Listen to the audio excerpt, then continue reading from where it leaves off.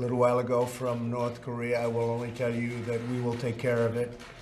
We have General Mattis in the room with us, and we've had a long discussion on it.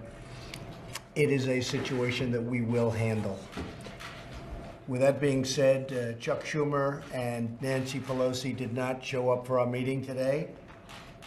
I'm not really that surprised. We have a lot of differences. They're weak on crime. They're weak on illegal immigration. They want the illegal folks to come pouring into our border, and a lot of problems are being caused, although we've stopped it to a large extent, as much as you can without the wall, which we're going to get. Before this meeting and before this missile launch, they've been weak on military in terms of spending. Very hard to get for military. They want it for a lot of other things, but the military is always secondary to them. The military, to me, is number one. We won't be here without our powerful military, and we're building it up stronger, bigger, better than ever before, and General Mattis can testify to that. And the other thing, they want tax increases, and we want major tax decreases.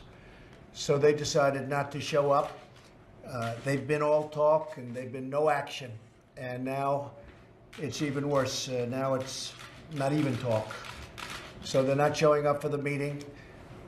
I will say this, in light of the missile launch, probably they'll be here fairly quickly, or at least discussions will start taking place fairly quickly. I think that we're in a very good position in terms of the meeting we just had over at the Capitol with the Republican senators. It was outstanding. I think we have tremendous support. I was just informed by Mitch that we had a unanimous vote from the Republican side, at least.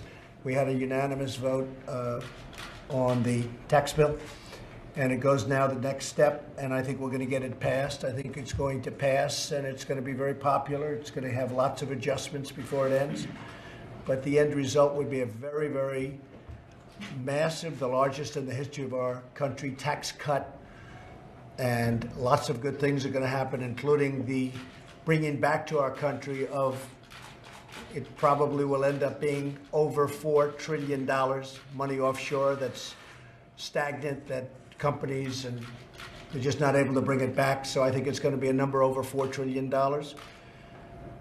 Corporate will be able to compete now against the world. If you look at China, if you look at so many other countries, you look at many of the countries, China's at 15%. They're lower than us. We're getting it down to a level that is either going to be lower or right in the ballpark, so that we can compete much better with our companies, our great, great companies. And that means jobs, and it means lots of other things. I'm very happy to see that the consumer confidence level is just about the highest it's ever been. In fact, I don't want to make any mistakes in front of the press because you'll get me on it, but